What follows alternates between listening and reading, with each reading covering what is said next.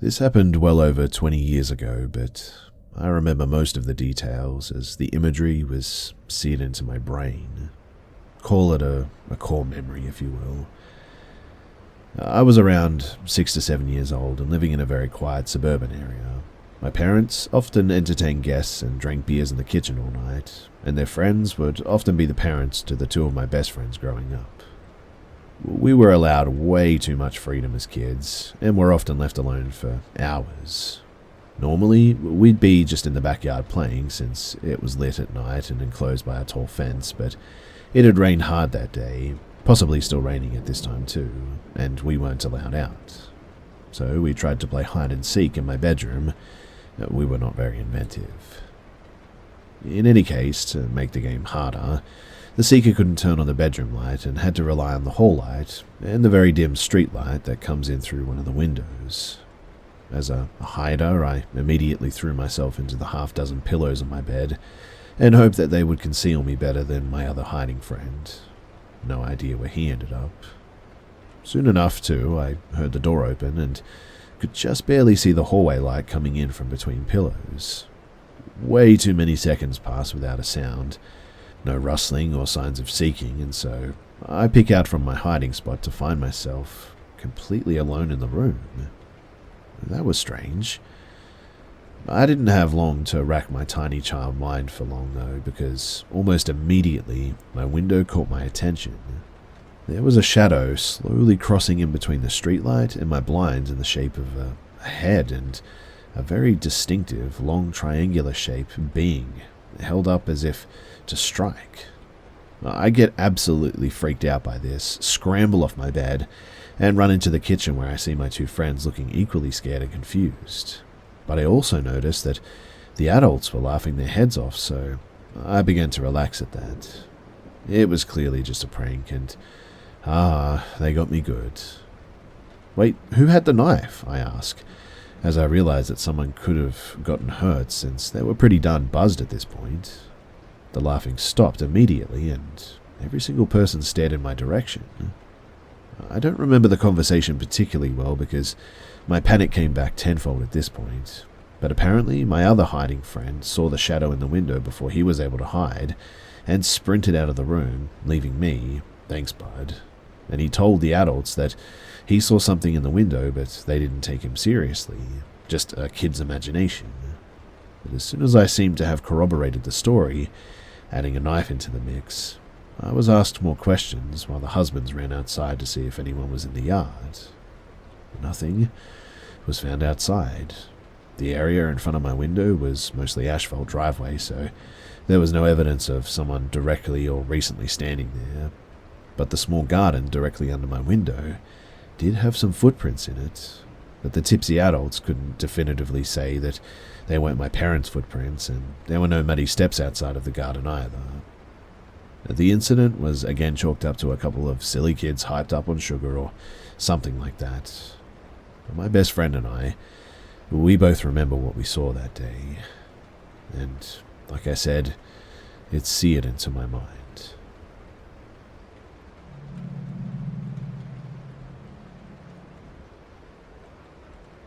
So I have this friend who's into, spiritual stuff. Meditates a lot, makes more cleaning rituals, etc. I'm definitely more like a skeptic person, always trying to find a logical reason for weird stuff. But this was all challenged though when I visited my friend last year in November. We wanted to go for a walk in the evening, like we often do, and I sensed that something was just off with him.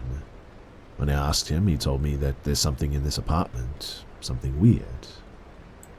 Long story short, I wanted to go and take a look, so we went into his apartment, and as soon as we were in there, it didn't really feel that welcoming as it normally did. His cat came sprinting to him as soon as we entered, and she acted a little bit stressed, I guess you could say. He told me that he saw something standing in his living room at night when he went to go to the toilet, but whenever he looked and turned all the lights on, there would be nothing there. I felt really uneasy while he told me this, and I was just looking around, because it really felt like someone was watching me. After a while, I asked him if we could leave. He agreed, and I walked to his apartment door, and He then went into his bedroom, which is on the other side of the living room and the door to the apartment, because he was looking for his cat to maybe come with us. I told him that I'll be waiting outside, and as I said that, I left the apartment, door wide open, and as soon as I was out in the hall, the door just suddenly slammed shut with a huge bang. My friend come rushing out, pale as flour, and his cat didn't even hesitate to just jump down the stairs and sprint to the main door of the house. I just sort of stood there, shocked. My friend leaned against the wall, saying nothing at all. He stayed the night at his mother's house with his cat that night, and of course, we talked about this later. I tried to find a logical way to explain what had happened, but there's no window open in his apartment, and the door in the main hall of the house was closed too. The door is a massive old wooden door as well, which is a little bit hard to open and close even. To this day, both of us don't know what the cause of this was, but after this evening, the weird stuff that happened, it just never occurred again. I have no idea what happened that day, but I will never, as long as I live, forget that door slamming in my face with absolutely no reason for it to do so.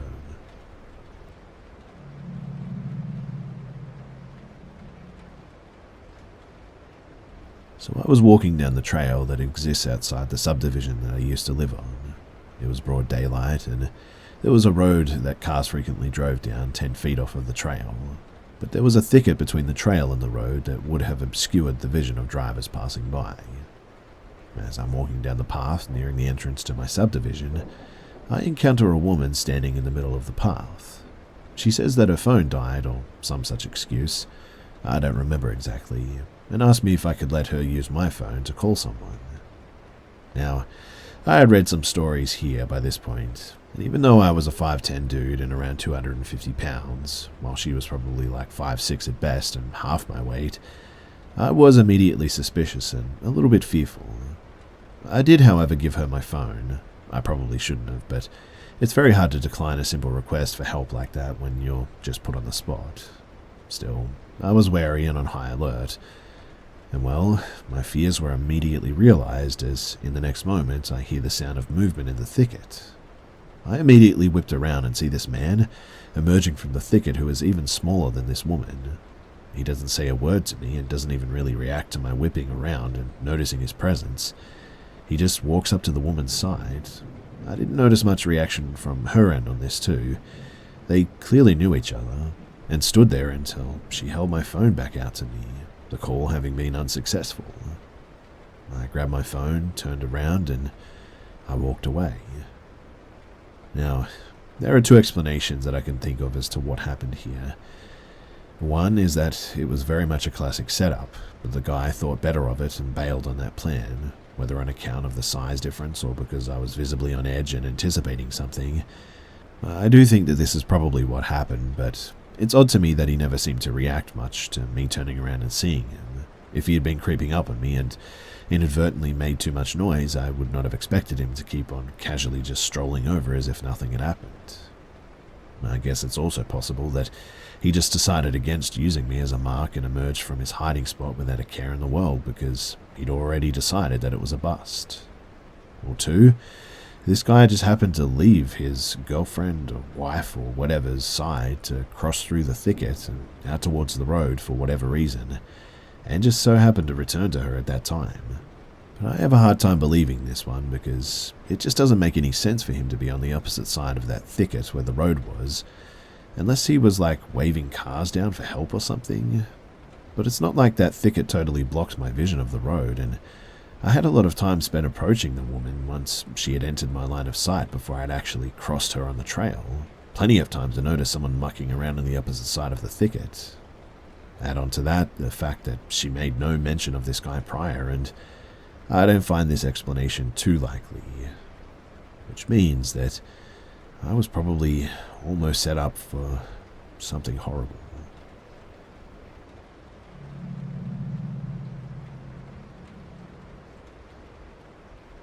Back in 2019, my girlfriend and I went on a vacation in Ponza, an island in Italy.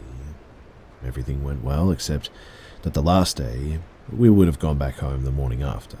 It rained a bit. It didn't rain a lot, the streets were pretty dry, but the sky was grey and we came back into our little house at like 5 p.m. because of the bad weather. We got bored quickly and we had to wait at least 3 or 4 hours before we could go in to eat at the restaurant, so I decided to visit the only part of the island that I hadn't seen. We got on my motorbike and went to Calafonte, which I found out was totally abandoned due to a collapse that happened in 2017. The whole neighborhood was as neglected and deserted as the beach and the restaurants were, and I swear, too, that we passed through every house, road, or parking lot, and it was just a desert. Nobody lived there, not even a tourist or a car.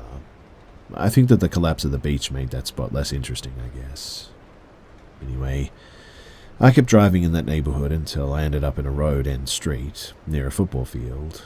When we got there, there were 2 kids playing football on the end of the street. We also noticed that every house nearby was shut closed, not a sign of a human being for like kilometers. So where did these 2 come from? Well, we got close. My girlfriend and I were already freaked out, but I wanted to talk to them because, if I remember correctly, I was looking for a place that I couldn't find and I thought that maybe they knew where it was. So we approached them. They must have been no more than 6 or 7 years old, dirty as anything, like coal mine dirty. One kid had sort of like a white or more like grey, dirty and torn t-shirt, and the other had only like this rag-like pants. Both of them had no shoes on and their hair was completely shaved. The shirtless kid had a sort of circular wound, more like a hole in the middle of his pectorals. It was red, bloody, and new, like he'd just been shot or stabbed or something in the middle of his chest. Anyway, I asked this kid if he was okay and also where this place was, and they answered me, but I just couldn't understand a thing that they were saying. It wasn't like the local dialect or an Italian dialect at all, it was just like incomprehensible gibberish. They kept talking and pointing at my bike. We couldn't understand a thing though, so in the end we just said goodbye and made a U-turn. I could see them staring at us from my mirrors. Man, we were freaked out. Anyway, as we kept driving, I looked in the mirror again, but when I did, they were gone.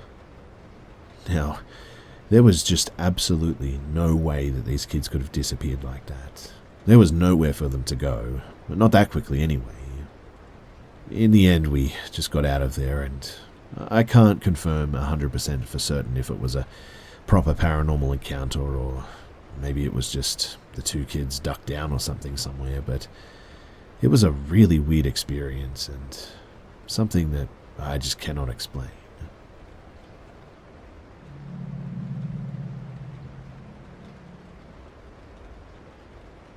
So my friend and I used to work together in a town quite far away from where we lived.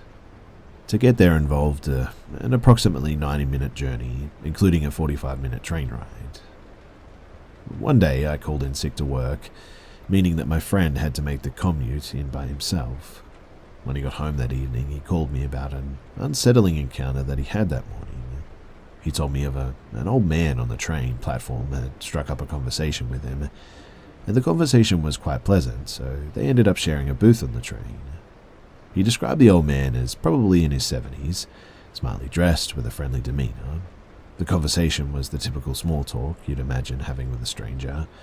Are you on your way to work? What do you do? Do you like it there? And so on. When asked why he was traveling so far this early in the morning, the old man explained that his older brother is ill and so he visits him every day. Out of nowhere, the old man's demeanor apparently changed though, from laid back and friendly to very serious, perhaps even angry. He looked my friend dead in the eye and said, "A lot of men are accused of having intimacy with other men nowadays, aren't they?" There was a heavy emphasis on the "aren't they?" My friend was understandably uncomfortable with this question and unsure of what to say, but his discomfort made way for skin-crawling disgust when he noticed that the old man had put his hands on the table, revealing his fingers that looked like they'd been stained from several decades of smoking and overgrown fingernails, which were not only a little dirty under the whites, but the entire nail plate was caked in dirt. My friend said that he mumbled some sort of non-answer and was then mercifully saved by the train stopping, which gave him an opportunity to escape from the old man, who himself said nothing. When he finished his story, I found it quite funny, to be honest, and didn't understand why he was so upset by some dirty old man trying to pick him up on the train. The next morning, we went to our usual busy platform and waited for the train to arrive. No sign of the old man. I left my friend briefly to go pick up a coffee and a newspaper. As I was reaching down to pick up the newspaper, I heard an unfamiliar voice ask, "Forget your newspaper?" I knew who it was immediately. I turned, and it was the old man that my friend had described. He had a creepy smirk on his face and winked at me. I just muttered something like, yeah, and walked away. As I did so, I tried to get a look at his hands, but they were covered by the sleeves of his jacket. I had to admit to being slightly creeped out by the old guy, especially knowing how he'd behaved the day before, but I still didn't think that there was any more on him than being just, at worst, a weird old pervert. But this changed that afternoon when both my friend and I received a call from him at work. It had to be him, where he simply said, "Getting warmer?" before hanging up. We continued to see the old man every day at the platform, but he never attempted to speak with either one of us ever again. Oddly, we never once witnessed him engage anyone else on the platform in conversation, and besides that first encounter with my friend, we never actually saw him on the train. We would sometimes see him on the destination platform, however, but after a while, we pretty much all but forgot about our experiences with the old man, and he even became something of a joke to us. We laughed at the things that he said, the funny way that he walked, and things like that. One morning, there was stormy weather, and the old man was not on the platform. We got on our train and began coming up with various silly reasons for why he wasn't there.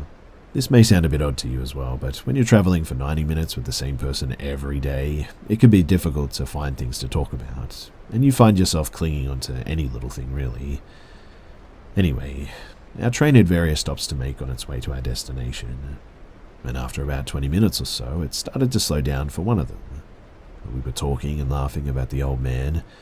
The train comes to a complete stop, and the old man is literally standing outside of our window looking in, his wispy white hair blowing in the wind, his mouth slightly open with his tongue gently resting on the inside of his lower lip like he was dehydrated, and his pale eyes were droopy and staring straight through us. That was the weirdest and probably the most terrifying thing about it too. It was like he didn't even notice that we were there. But we looked back at him until the train pulled away from the platform, and he didn't move, not an inch, like weirdly still. I don't think he even blinked. We were obviously both pretty shaken up by this, and I can honestly say that it was the most startling and weird experience of my life. I don't know if you can relate to this too, but I think that we were both so scared by it that we didn't even really want to acknowledge it, so we didn't talk about it. I still don't understand why he'd be on a platform 20 miles away from his home at approximately 7:50 a.m. and why the train would just so happen to stop exactly where he was standing, as we were talking about him too. It was weird, but when our train arrived at our destination, we got off and made our way onto the bus which would take us to work. 2 stops later, the bus stops, and looking in our window once again is the old man. Same thing with his mouth, same dead stare. He didn't get on the bus, and the only possible way that he could have got there before us was if he took a cab from the train station, and even then I'm not sure it would have been quick enough. This time we did acknowledge it, and we did talk about it, but we were no longer joking about it or laughing at the old man. We were pretty freaked out. After that day, we stopped talking about him entirely, and strangely enough, we never saw him ever again while we were working together. Many years later, though, my friend was making his way to a job interview in the middle of the day. When he arrived at the train station, he could barely believe his eyes when he saw the old man sitting on a bench at our old platform, one leg folded over the other like he hadn't a care in the world. He took a picture of him and sent it to me, and weirdly, the old man looked the same but was dressed like a complete slob. Some years after that, I had moved away but was back in town to visit someone. After getting off the train at the old platform, I began walking down the stairs when I noticed that the person directly in front of me was none other than the old man.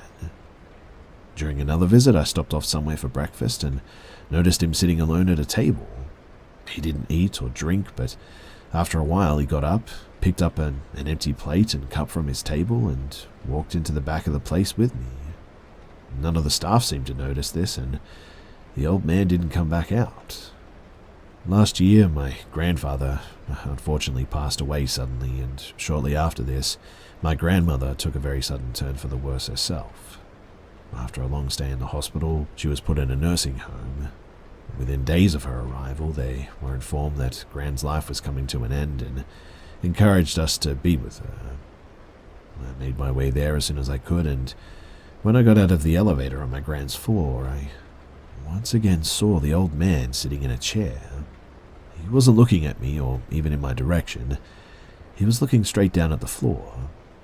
Resting on the sides of the chair were his arms, where I saw the stained fingers and long dirty nails. But when I came out of the room, he was gone, and I intended to return the next day, but Gran sadly passed away that evening. One other odd thing too is that Gran's usually manicured nails were also unkempt and dirty. Obviously, we couldn't expect her to take care of them in her state, but we were surprised and upset that the reputable nursing staff hadn't cleaned them. Anyway, I was at the old train station again today for the first time in who knows how long.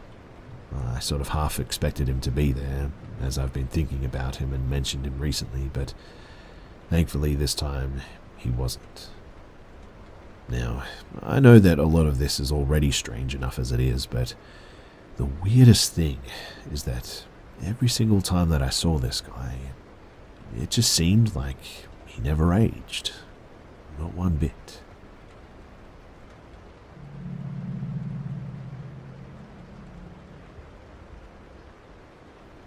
So, this just happened last night. My boyfriend, our husky, and I embarked upon our long holiday road trip to see our families earlier today. 14 hours of this trip takes place on a major US interstate highway. We were looking for places to make our last gas stop and found a place just off the highway. We pulled off and into the Desolate gas station and immediately were greeted by a fairly large, somewhat sketchy man taking not so subtle glances in our direction. We were both sort of joking that maybe we chose the wrong gas station, and boy, we did. My boyfriend suggested that while he pumped the gas and run to the restroom that I take our dog and let him stretch his legs.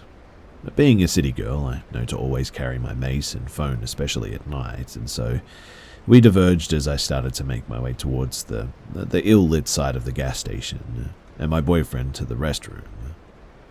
I made it not even 30 feet from my car and was approached by a small chihuahua, sort of mutt with a collar, who happily greeted our husky. I looked around for an owner while the two dogs got to know one another and continued to walk to a patch of grass with our new follower in tow. My first instinct was to help the dog and find the owner, but in the back of my mind, something just felt very off, to be honest. It felt off since the moment that we pulled in fact. I immediately called my boyfriend and told him that I had found a dog and said, "Hey, I found a dog, but something is weird." He immediately abandoned his bathroom break and came out to meet me. While I'm standing with our dog and this dog who came seemingly out of nowhere, I felt eyes on me from the employees working outside. My boyfriend expresses concern about the dog being loose so close to a major highway and further looked around for its possible owner. He approached one of the employees who was changing out trash liners right next to our car for some time now. He asked the employee if he had any idea whose dog this was. In perfect English, he replied, "I don't speak English," and anxiously turned around to only continue to go through the motions of changing out a trash liner that he'd been standing at this whole time. He then continued to watch us chase around this dog until the dog led us behind the store or gas station. With my boyfriend 5 feet behind me, I followed the dog to the back of the store. And behind the store, 10 or so big rig trucks sat largely in darkness, resting for the night. Cardboard boxes and broken wood pallets covered the dirt. A large man in a gas station uniform greeted me, staring through a glass door. With my boyfriend out of view, I bent down to check the dog's tag as the man continued to stare. My boyfriend approached, and that's when the man behind the glass door's demeanor completely changed. Almost dejectedly, he opened the glass door. I quickly asked, "Do you know whose dog this is?" Nervously, he fumbled his words and replied, "Yeah, that's my dog." Well, we both exhaled and exchanged a look as if to say something about that was really weird. We made our way back to the car, and my boyfriend remembered that he still had to use the bathroom, so I settled back into our locked car. And when my boyfriend got back to the car, he told me the same man that we talked to at the back of the store followed him to the bathroom and stood behind him, just watching. I think that's when we realized just how creepy and surreal the last 15 minutes had been. As we drove away, we discussed the strange and creepy series of events, how the whole thing felt staged or set up. I mean, why did the employee act like he didn't know the dog when it belonged to his co-worker? We immediately Googled the small town we had stopped in and discovered that apparently it has been a hotspot for human trafficking, and in recent months, as much as 60 people had been arrested. Was this just a string of eerie coincidences, or was there something way more sinister going on here?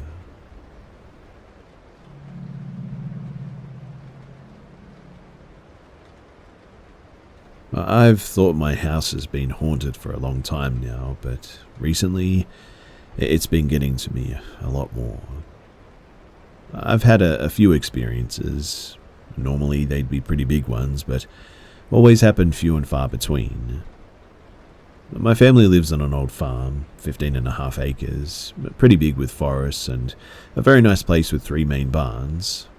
One is the red barn, and we built half of it into an actual house and still use part of it for sheep. It's the newest barn in the area. The black barn is very old and worn down, but we keep extra wood and stuff in there. And lastly, there's the house barn. The house barn is the oldest, over 500 years old I think, and when it was built it used absolutely no nails. So, the first encounter I had a few years ago, it was pretty late and I was about to go to sleep from watching a movie I think. I looked over onto the other couch across from me for the controller, and just sort of watched it turn from being horizontal to vertical and face me. It moved incredibly slowly and it was really odd. Nothing I can really think of that was a large event happened before what I think is the biggest one that I've had. But I'd been trying to sleep, only my mum was home and I knew that she hadn't left her room when I hear someone try to open my door, like they'd been rattling with the doorknob. My door wasn't shut properly or locked and was easily able to be pushed open. Then, in my mum's voice and perfectly monotone, I hear, "Help, help me." That's what really got to me too, and suddenly it just stopped. I hear heavy footsteps walk around, lights turn on after I know that I'd left them off. The dogs began barking at nothing and getting bad vibes, or suddenly getting super cold in one area. With the history of our farm, I'd have to assume that maybe it's an Amish spirit who died working on the barn or something. But I also have neighbours just down our old gravel road who I happen to be friends with, one of the kids there, and their older sister is apparently an occultist and has done many spells in their house, and recently she apparently let something loose. My main worry is that this could be evil or a type of mimic, as it seems to be attached to my mum, who's heard her name be called throughout the house when she's alone or in bed. And no one who lives at my house calls her by her name. Well, we just say Mum, obviously. I've heard many coyotes almost right outside of my window too, yet the dogs never bark at that, which makes me think they might be scared of it.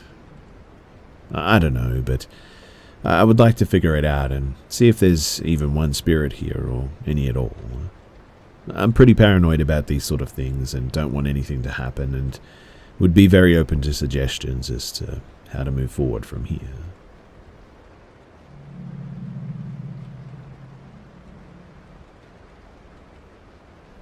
So every morning I drive over to Stone Mountain from Atlanta for a jog around the 5-mile loop as a bit of a warm-up. Then I would sprint up the mountain once or twice to finish off. There was only one rocky part of the mountain cleared for going up and down, and it was the less steep side of the mountain, near the main entrance, that is. That time of the morning there was either nobody else or there was maybe like one other person. One morning, I'd been on the loop and was about a mile or two in. This was one loop with a mountain in the middle, and there was no shortcut or alternate way back. And a white van with no windows drives by kind of slow. I took note of that, of course, but keep going as it was my only option. A while later, the van comes back around from behind again, and I started to get seriously alerted because I hadn't seen anybody else out there at that point, and I was pretty well out in the middle of nowhere. The van drives past and disappears around the curve, but then comes around towards me even slower. I was good and scared at that point and started to run a good bit faster and tried to make myself look tough and menacing as I ran. The van kept going past without stopping, so I tried to talk myself into just it being a maintenance worker or something and thanked my lucky stars that everything was okay. Well, it wasn't okay, and about a minute later the van had turned around and came back up behind me again and pulled up just ahead of me and stopped as I was running towards it. I was trying to quickly figure out what the heck to do and had to come to a stop when I saw the back doors of the van fly open towards me. I knew that I couldn't outrun a van in either direction, so I immediately decided my only option was to sprint up the mountain as fast as I could and hope to outrun them. Being so used to running up the mountain daily and seeing how easily I blew past other people not used to going up it every day, I figured that I had a good shot at outrunning just about anybody. So I busted my butt up the rocky, woody, thick-brushed mountain as fast as I could. This person took after me, but I did not look back once. It was really hard. There was no clear path, and I had to dodge stuff and run in jagged directions to get away. I heard him behind me for what seemed like about maybe a minute, and then I didn't hear anything after that. I still didn't look back, just kept busting upwards as fast as I could. I got to the top, checked my scrapes, and caught my breath before rushing back down the cleared path and back to my car. I never saw anyone else or the van after that, although I was scared to death and on high alert until I got into my car. There was a welcome center down near the entrance, but at that time it just wasn't open. This was before cell phones as well, so I got in my car as fast as I could and I headed back home feeling so lucky and fortunate that I was able to get away that day. I didn't go back there in the mornings anymore after that and didn't go back for a while afterwards out of fear. But when I finally did start going back, I always took pepper spray and didn't start going out until later in the day when there were others out there as well. I have no idea what was up with that guy or what he was going to do to me or trying to do, but still, all these years later, I can't come up with anything feasible that wasn't likely to be seriously bad, or, who knows, maybe would have ended my life. Also, he never said anything, he just chased me. I did call the police when I got home and told them what happened, and they just took a note of what I reported, and that was it.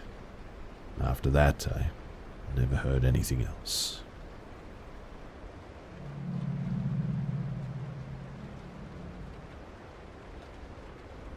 So, my story is not one where I was the target of somebody else's stalking or harassment, but one where I was the guy who was just at the right place at the right time.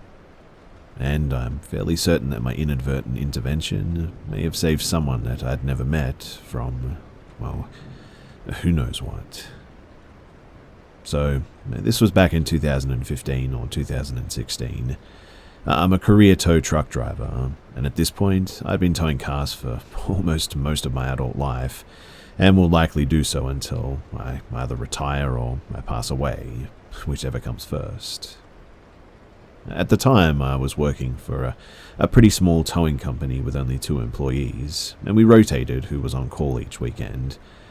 It was my weekend on call, and it was summer, so with people being out and about sort of late and whatnot, I was pretty busy that week. Cleaning up accidents, towing broken cars down, both in the city and off the highway. I was fine with it, as I was paid commission at the time, so the more calls that I did, the more money I made. It was Saturday night, now Sunday morning, and it's around 2:30 or 3 in the morning, and like I said, I've been really busy. As such, I'm a bit tired, a little grumpy, and kind of want to just go home when my phone rings. It's an insurance company calling, asking if we can do a tow for one of their customers who has broken down on the side of the highway. The breakdown location they gave me is about 15 miles out of town, which I normally wouldn't have done, but the tow destination happens to be a dealership that's just a couple of minutes from my apartment. I sort of contemplate rejecting the call, but because I'm paid commission, I figure screw it. I can run up and grab this car, drop it off around the corner from my place, then hopefully I can head home and get a couple of hours of shut-eye. So, in the end, I take the call and hop on the highway. The insurance company provided me with the customer's first name, Kara, and gave me a phone number for her. Usually I try to make contact with people who are on the side of the highway to let them know that I'm on my way and give them an ETA. I try calling her a couple of times, but she doesn't answer. Not completely unusual. After a short while, though, I see hazard lights up the way on the shoulder, so I turn on my strobes and start slowing down. As I approach, I notice that not only is there the late model car that I'm looking for, but there's another car on the scene as well that doesn't have its hazards on, but is parked in front of the car that I'm meant to be towing. This is annoying, but not uncommon, as I need to be able to get in front of the disabled car in order to load it up, and sometimes people just don't realize that. But because the other car is there, I instead pull up behind both cars. You do this so that, as the tow driver, you're the one that has to make the weird maneuver of pulling off the shoulder and back onto the shoulder, and that the other car just has to drive straight forward on the shoulder. Otherwise, if I pulled up in front, then the other car would have to go around me, and it's just unprofessional and unsafe to make them do that. Standing at the trunk of the late model car, which is now directly in front of me, are a man and a woman. The woman is probably maybe in her early 20s and dressed to the nines for a night out. She's about 5'1" or 5'2". She's wearing tight leatherish or something pants, a halter top, long black hair, very pretty. The man is probably around 5'10" and skinny, maybe 150 to 160 pounds, wearing a dark hoodie and dirty jeans. They're standing very close too, facing each other. She has her arms crossed and he's leaning down talking to her. I step down out of my truck and approach them both and introduce myself. They separate a few feet and I look to the woman and say, "Are you Kara?" And she nods. I say that I'm here for her insurance company and ask what's going on with the car. Immediately, the man pipes up and says, "Yeah, it's just having some fuel issues. It's an easy fix. Can you just drop it off at this commuter parking lot? I'm going to fix it up there for her." I'm rather annoyed at this, to be honest, because the commuter lot in question is further up the highway and I'm already 15 miles out of town. Like I said before, I only took this call because it was supposed to be coming back toward my apartment, and I just really wanted to get home at this point.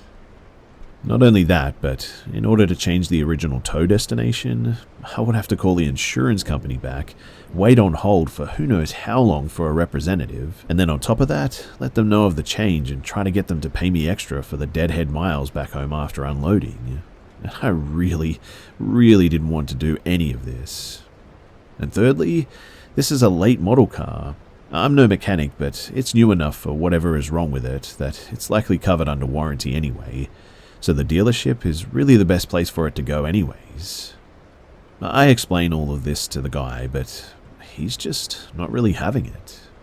He even gets stern with me, saying something like, "Look man, you just need to take the car where I tell you to take it." We go back and forth on this for maybe 60 seconds, and he's just getting madder. And well, you know what man, you're not the named insured, Kara is. The easy way to settle this is to just ask what she wants me to do with the car, and whatever she wants is what I'll do. Fingers crossed, she'll want to take it to the dealership so I can just get home sooner. I turn to look at Kara to ask her that question, and I don't see her right away. She's no longer standing where she was just a minute ago. She was slightly off to my right. I continue to not see her until I've turned almost all the way around, because now she's standing directly behind me. And by directly, I mean within an inch of my back, arms still crossed. I look down at her and she locks eyes with me, and her eyes are as wide as plates, almost owl-like, and immediately it feels like she's just staring into my soul. She didn't say a word, and to be honest, she didn't have to. I took a step back and did what felt like a double take, I guess. I looked at him, then at her, then at him again, and then back at her, and it slowly started to dawn on me that maybe something just wasn't right. I asked her, "Do you know this guy?" And she ever so slightly shook her head no, and the expression on her face when I asked her that will be forever burned in my skull. I turned to the guy and was like, "Oh, you gotta go, man." Now, I'm not a tough guy. I'm a total beta male, to be honest. If there's such a thing, I guess, and I don't care who knows it. I've got nothing to prove. I'm super averse to confrontation and will run at the first sign of trouble. And I'm not exactly the biggest of guys either. I am, however, what I like to call sturdy, I guess.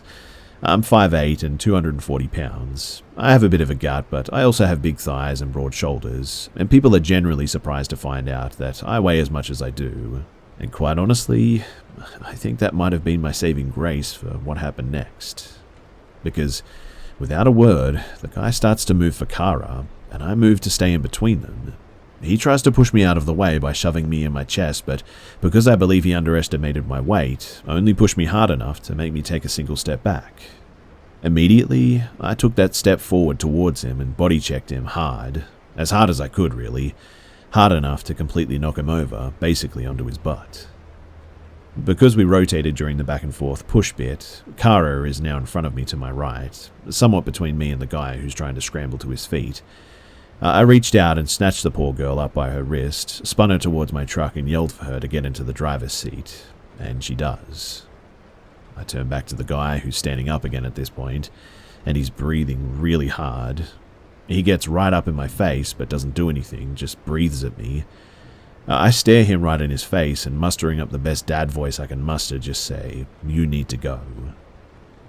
Mind you, I'm shaking now, and I'm absolutely terrified. I don't know if he has a weapon, I don't know if he's going to try to fight me, and I don't know what I would do if he did. Like I said, I'm not a tough guy. I really don't know how to fight. I've never been in a fight in my life. What if I get badly hurt? What if I get stabbed? What do I even do now? I just want to go home, man. I wasn't even going to take this call. All this is running through my head at lightning speed, and after probably around 15 seconds or so, which felt like forever, he just kind of huffs a bit, smiles one of the creepiest smiles that I've ever seen, and starts to back off. He sort of sucks his teeth and rubs his hands together. He slowly walks backwards a few steps and then makes his way to the front of the car, gets in and just drives off. I just sort of stood there for a few seconds, motionless, watching him until I could no longer see his taillights. I got Kara's car loaded up on the tow truck, and as we made our way to the dealership, she told me through tears that her car had shut off while she was driving, and she pulled onto the shoulder and called her parents, because she was on their insurance. Her parents made the call to the insurance company, who eventually dispatched me to her location. While she was waiting, a bit after she made the call, the guy pulled up in front of her and walked up to her passenger side window to try to talk to her, asking if she needed help, etc. And she told him that she was fine, that a tow truck was coming, and she didn't need any help. He apparently persisted, and she tried to tell him off and eventually tried to roll up the window, but apparently he stuck his arm in the window and got the door unlocked and opened the door. In fear, she jumped out of the car, leaving her phone inside, and ran to the back of her car and stayed put there because it was in line of sight of the traffic. Apparently, too, he was really lewd with her, and whenever she tried to go back to the car, he would prevent her from getting in. Several minutes later, I showed up. And honestly, who knows what would have happened had the timing been any different. Her parents were waiting at the dealership when we arrived, and she told them what had just happened. Her parents gave me a $20 tip, which was all the cash that they had on them at the time, and Kara gave me a very tight and clearly heartfelt hug before I left. And after that, I never saw her again. But I tell you what, every guy has daydreamed at some point of coming to the rescue of a pretty girl in trouble, right? Myself included. You think that you're going to be a hero. You're going to slay the dragon and get the girl and ride off into the sunset like the king you are, right? But for me, being in that situation, in that moment, was one of the most terrible feelings that I've ever had. Forced into a confrontation that I didn't even want, nor was prepared for, not knowing what to expect from a clearly not well-hinged individual. I really did not feel like a hero that night. I felt like a scared little kid encountering a bully on the playground for the first time. If I'm ever in a situation like that again, I don't think I'll ever not intervene, if I'm being honest. But I just really hope that I never have to do that ever again.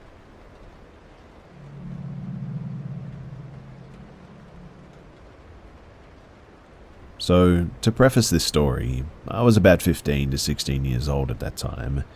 It was my best friend's birthday, and she had invited about 6 of us over to play a few games, such as Mario Party, Mario Kart, Guitar Hero, etc., and stay the night in celebration of her big 16.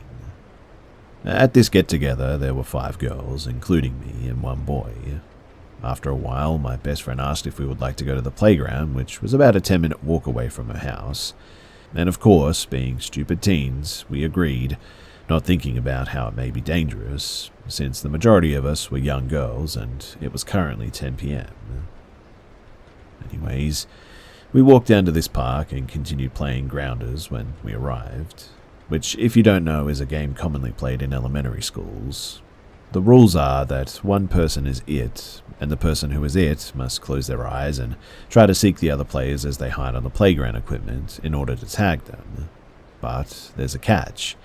If someone gets off the equipment and the person who's it calls Grounders while they're on the ground, then they're tagged.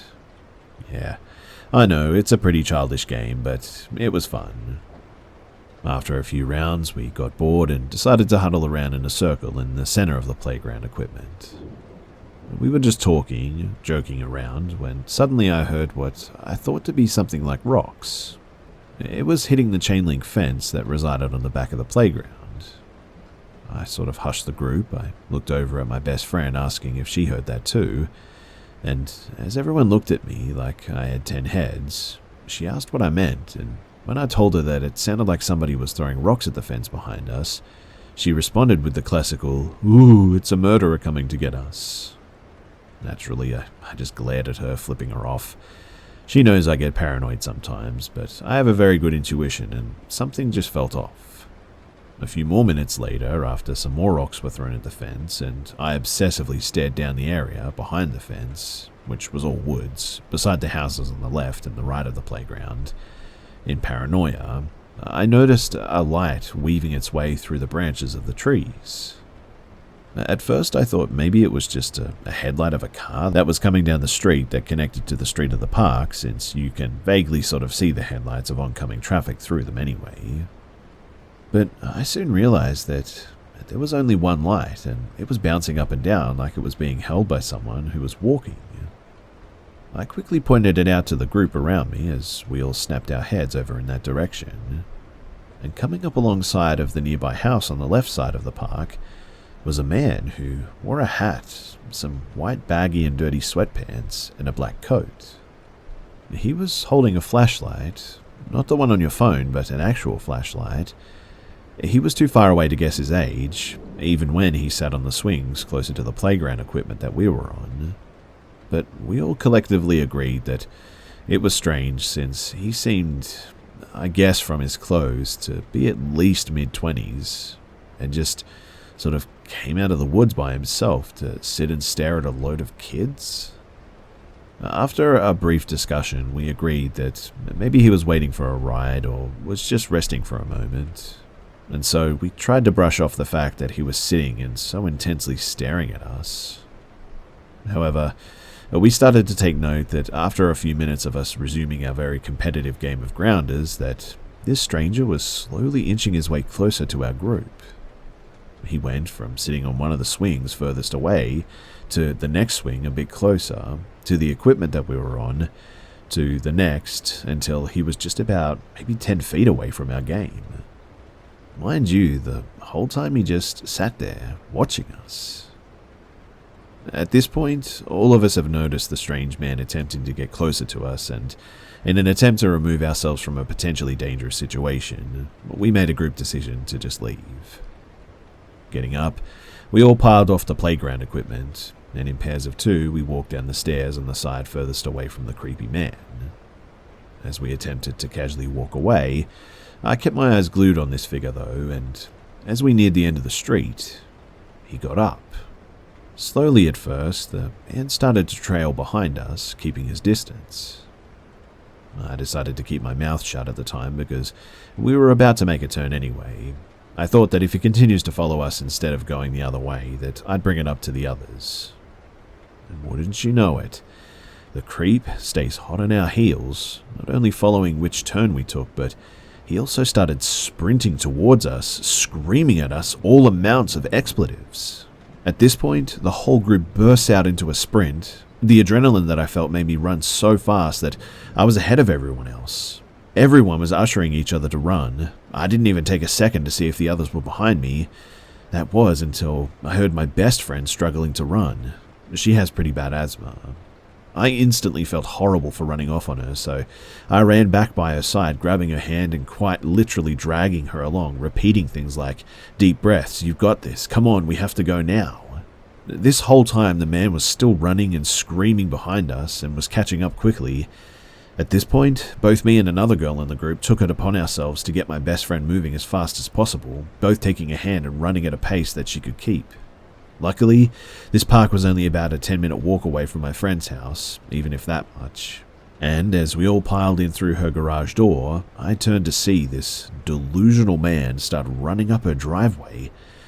He must have got about halfway up until our big fluffy savior ran to open the door. My friend's 100-pound, fully grown German Shepherd just lurched at the man, barking as we gripped her collar in an attempt to keep her from running completely after this guy. Luckily, her sudden and loud appearance caused the man to freeze in fear before he just ran away down the dark lamp-lit street. We were obviously terrified for the rest of the night and only managed to sleep after putting random items next to us. We even had a rake, I think. But most comforting was our big fluffy hero, just in case the creep decided to come back, that was. In the end, I really think we got lucky that night. Lucky that I saw the guy. Lucky that we didn't stick around in the park longer. Lucky that we were all able to run as quickly as we did, even my friend with asthma. Lucky that the dog came out when it did. And also lucky that the guy never came back.